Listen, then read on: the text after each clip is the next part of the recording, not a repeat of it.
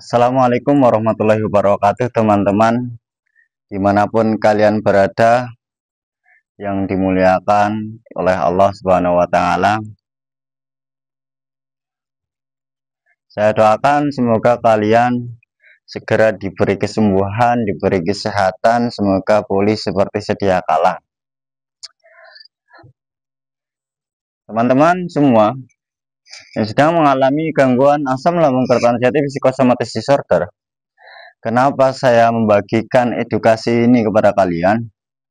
Saya berharap semoga adanya video ini bisa membantu kalian semua dan semoga menjadi sebab musabab atau wasilah kesembuhan teman-teman semuanya. Pengalaman yang pernah saya alami itu seperti yang kalian alami, teman-teman.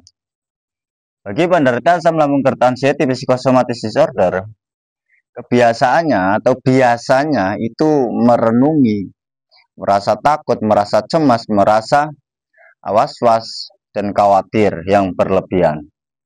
Itu disebabkan apa, teman-teman? Itu disebabkan anxiety yang ada pada pikiran kita, teman-teman. Kenapa hal itu terjadi? Karena hormon kebahagiaan kita atau yang dikatakan oleh medis yaitu hormon dopamin, tingkat kebahagiaan kita itu berkurang. Memang bagi penderita asam lambung tertentu psikosomatis disorder, itu mau bahagia susah, mau senyum susah, mau ketawa pun susah. Karena apa? Karena kecemasan yang terlalu berlebihan, akhirnya bagi penderita asam lambung itu terlalu fokus sehingga memenjarakan pikiran kita ke lingkaran setan. Nah, maka dari itu, bagi teman-teman yang sedang menderita asam lambung tertentu psikosomatis disorder, kita harus lawan dengan rasa, dengan kekuatan yang kita miliki, bahwa rasa cemas yang dialami oleh penderita asam lambung psikosomatis disorder itu bisa sembuh, teman-teman. Harus diyakini dulu.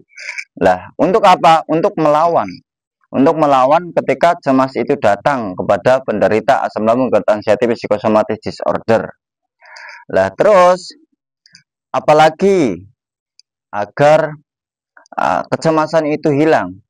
Ya, kita harus selalu bodoh amat begitu. Kita harus selalu bodoh amat. Kita lawan dengan bodoh amat, dicuekin saja. Ketika sensasi datang, ya kita harus cuek saja dan beranggap bahwa apapun sensasinya itu tidak berbahaya. Tapi tidak hanya sekitar itu, agar sifat bodoh amat yang kita miliki, teman-teman, yaitu dengan cara mengatur pola pikir, mengatur pola makan dan pola hidup kita. Lakukan itu dulu, P3 dulu. Ya, harus juga melakukan metode-metode, baik jalan-jalan pagi ataupun jalan-jalan sore. Untuk apa? Ya, untuk memulihkan energi, hormon kekuatan kita, hormon emosional kita. Ketika hormon itu sudah kembali, maka kita bisa mengendalikan rasa cemas itu, rasa gundah gulana, rasa takut, rasa was-was. Bagi penderita asam lambung, GERD anxiety psikosomatis disorder, memang mau keluar takut, mau ke WC takut, mau menjenguk orang sakit juga takut. Bahkan kalau laki-laki mau jumatan saja pun takut. Nah itu luar biasa anxiety. Tapi kalau kita sudah melakukan P3 itu, kemudian melakukan metode-metode itu, kita bisa melawan anxiety, teman-teman. Kita bisa melawan anxiety. Nah itu, maka sangat dianjurkan bagi penderita asam lambung GERD anxiety psikosomatis disorder, yaitu melakukan kegiatan-kegiatan. Nah, kegiatan apa yang tentunya positif, teman-teman? Nah, terus setelah jalan-jalan pagi, ya diusahakan berjemur Ya, 15 menit atau 30 menit atau 40 menit atau sejam itu bagus. Nah, ketika keliengan datang itu disebabkan karena pikiran kita yang terlalu over, teman-teman. Pikiran kita yang terlalu over dan akhirnya kepala itu merespon. Nah, ketika merespon ya terjadilah keliengan gitu, teman-teman. Pokoknya sebenarnya apapun sensasi bagi penderita asam lambung serta anxiety psychosomatic disorder itu tidak berbahaya. Itu sebenarnya hanya anxiety yang mengganggu pola pikir kita agar pikiran kita itu terlalu over. Padahal ketika kita bisa menerapkan sifat bodoh amat, kita cuekin, itu sebenarnya ya nggak kambuh. Sensasi itu hilang dengan sendirinya, teman-teman. Nah, itu. Jadi apa yang dirasakan oleh penderita asam lambung GERD anxiety psikosomatis itu memang sangat aneh, memang sangat lucu.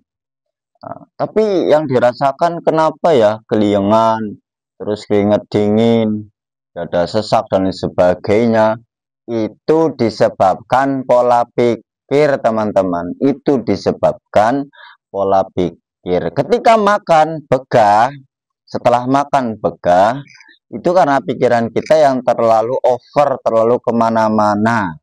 Nah, akhirnya reflux. Nah, setelah reflux, ya memicu sensasi itu, teman-teman. Maka tetap harus punya tujuan, teman-teman. Ingat bahwa bagi penderita asam lambung GERD anxiety psychosomatic disorder itu pasti akan sembuh. Tujuannya sembuh, begitu teman-teman, agar tidak terlalu gundah gulana meratapi terus memikirkan sensasi-sensasi yang datang. Pokoknya semangat, jangan terlalu dipikir. Kita berlatih bodoh amat, kita cuekin saja, teman-teman.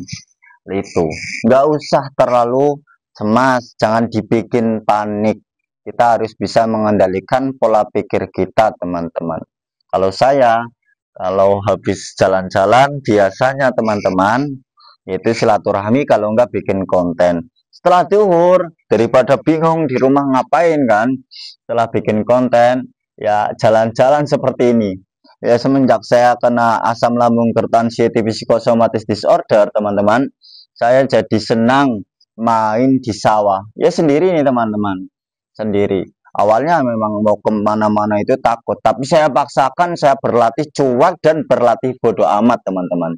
Pokoknya bagi kalian semua yang sedang mengalami asam lambung GERD anxiety psikosomatic disorder, mulai saat ini ayo bangkit, teman-teman. Kita berusaha bersama melawan anxiety yang kita miliki ini. Agar apa? Agar kita cepat sembuh dan anxiety yang mempengaruhi pikiran kita negatif cepat hilang, teman-teman. Dan saya doakan mudah-mudahan kita senantiasa dan kalian semua, saya dan kalian semua semoga diberi kesembuhan, diberi kesehatan, dan seperti sedia kala semoga kalian semua diberi kebahagiaan, kesenangan. Amin amin ya robbal alamin. Assalamualaikum warahmatullahi wabarakatuh.